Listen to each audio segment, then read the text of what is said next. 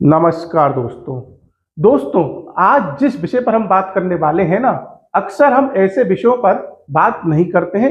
ऐसे विषयों में हम नहीं पढ़ते हैं, लेकिन कई बार ऐसी बातें हो जाती हैं जो कि आपको सोचने पर और बोलने पर मजबूर कर देती हैं।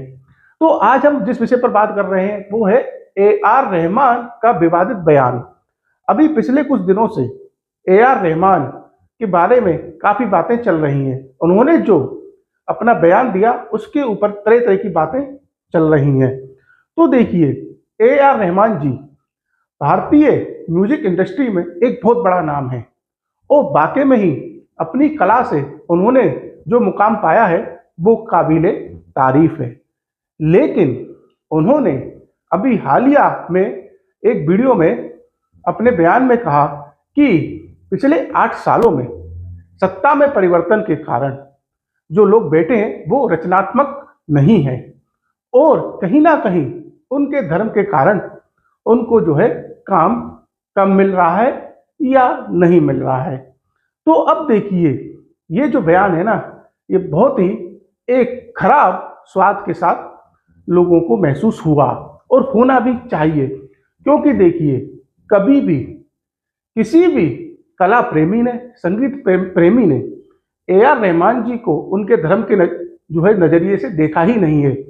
सभी लोगों ने ए.आर. रहमान को उनके म्यूजिक के नजरिए से देखा और सबने उनके म्यूजिक की हमेशा तारीफ करी, जो कि वाकई में ही तारीफ करने योग्य है।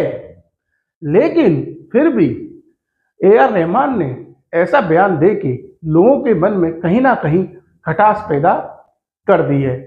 अब देखिए, ये कोई पहला केस नहीं है।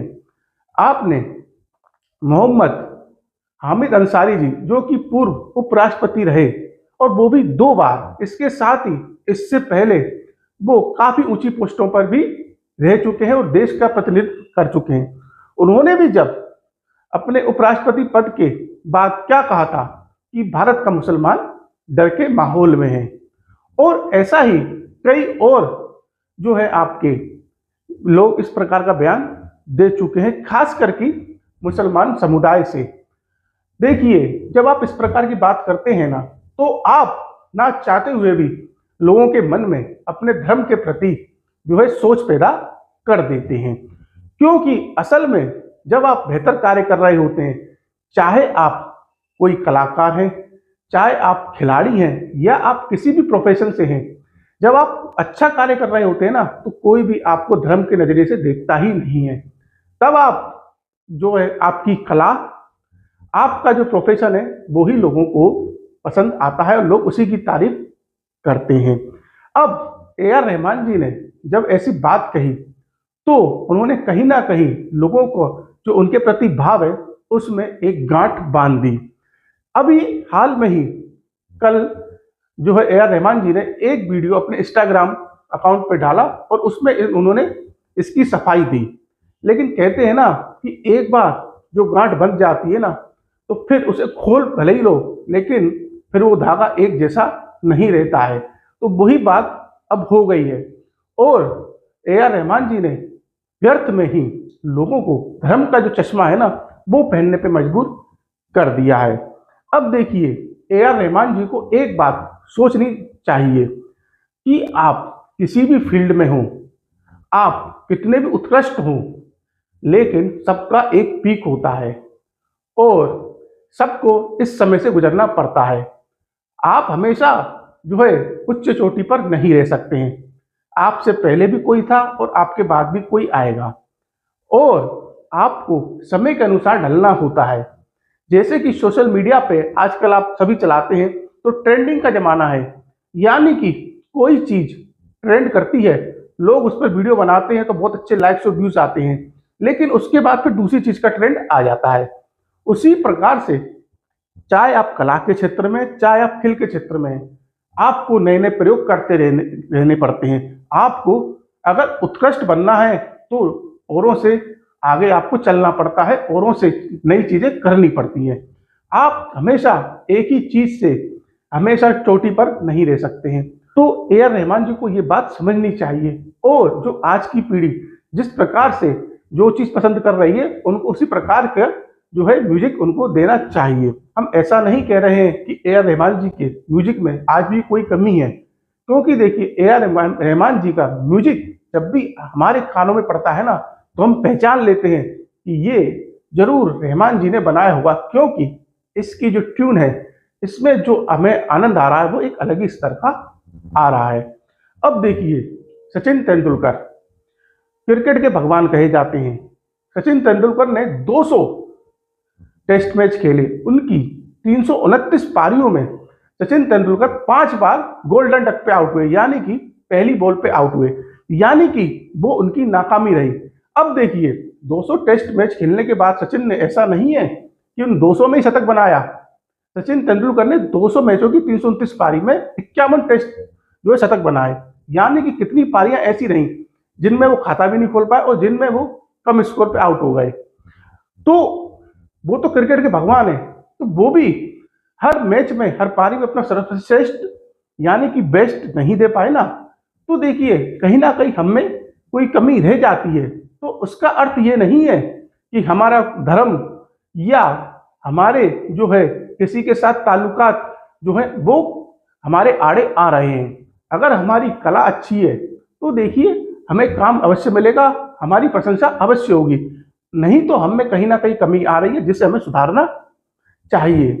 अब देखिए दिलीप कुमार साहब, जिनका कि असली नाम हम सभी को पता है मोहम्मद यूसुफ खान है, उन्होंने कभी इस प्रकार की कोई बात नहीं कही, इसीलिए कभी भी किसी भी भारतीय ने उनको इस धर्म के चश्मे से देखा ही नहीं। उन्होंने हमेशा उनकी कला की तारीफ करी। कादर खान देखिए बहुत ही उम्दा एक्टर और आपके डायलॉग राइटर रहे, उनकी भी कभी किसी ने धर्म के को लाकर उनको कोई आलोचना नहीं करी, ना ही उनको किसी ने कम काम दिया, क्योंकि वो वाकई में ही इतने उम्दा अपने क्षेत्र के अंदर कलाकार रहे। तो इन लोगों ने कभी अपने धर्म को आड़े नहीं आने दिया।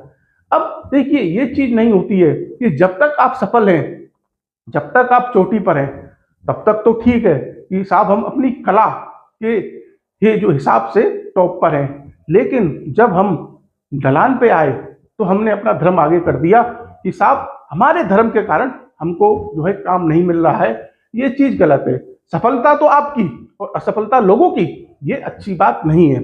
इससे लोगों के मन में खटास पैदा होती है और ना चाहते हुए भी लोग आपको धर्म के नजरिए से देखने लग जाते हैं, क्योंकि आप देखिए बॉलीवुड पर किसने राज किया है, खासकर पिछले कुछ सालों में। अगर आप सोचेंगे तो आपको 3 खान याद आएंगे, लेकिन आपको कितने ऐसे हिंदू एक्टर्स नजर आएंगे जिन्होंने टॉप को प्राप्त किया है। तो इसमें धर्म कहां से आ जाता है? जिसके अंदर कला है वो आगे जाएगा और जिसमें कला नहीं है वो पीछे रह जाएगा। तो सभी जो कलाकार हैं या कोई खेल खेलता है, खिलाड़ी है, या फिर आप किसी भी फील्ड में हैं, तो देखिए कृपया करके धर्म को आड़े नहीं आने दें, क्योंकि देखिए जब आप अच्छा करते हैं तो लोग आपको आपके जो कार्य है ना उससे पहचानते हैं। धर्म में आपका कोई नहीं देखता है। अरे लोगों पे इतने काम है, इतना व्यस्त जीवन है, वो लोग ऐसे एंगल क्यों निकालेगा? और जो 2-4 लोग निकालते हैं वो फर्जी लोग हैं, वो व्यर्थ के लोग हैं, फालतू लोग हैं, बेरोजगार लोग हैं, उनके पास कोई कार्य नहीं है, वो इस प्रकार की कार्य करते हैं। और आजकल आपने देखा वो सोशल मीडिया एक पैसा कमाने का अच्छा जरिया बन गया है, और यहाँ पे काफी लोगों का काम क्या होता है, उल्टी सीधी पोस्ट करना, उल्टी सीधी बातें लिखना, ताकि उस पर ज्यादा से ज्यादा लाइक्स आए, ज्यादा से ज्यादा कमेंट्स हो, ताकि उनका जो पे आउट है ना वो बढ़े। उनको सिर्फ अपनी कमाई से मतलब होता है, चाहे उनको कोई कितनी गालियां दे, कोई कितने अपशब्द कहे, चाहे उनको कोई कितना ही नकारा कहे, उनको इससे किसी से मतलब नहीं है, उनको सिर्फ इससे मतलब है। तो इसलिए हमेशा अपनी कला के सहारे से आगे बढ़िए, और अगर आपका डाउनफॉल आ रहा है तो उसे मानिए कि हाँ शायद मेरे काम में कोई कमी आ रही है, या फिर अब मेरा लेवल उस स्तर का नहीं है जो मुझे वहां तक पहुंचा सकता था या जिसने मुझे वहां तक पहुंचा के रखा हुआ था। इस चीज को मानिए और आगे बढ़िए, क्योंकि देखिए शिखर पर आप हमेशा नहीं रह सकते हैं। इसलिए ऐसी बातें करके मन में खटास ना डालिए। तो दोस्तों आज हम यही कहना चाहते थे। आप हमारी बात से सहमत हैं या असहमत हैं, कृपया करके ये हमें अवश्य बताइए, और अगर हमने कुछ गलत कहा हो तो उसके लिए हम क्षमा प्रार्थी हैं। नमस्कार।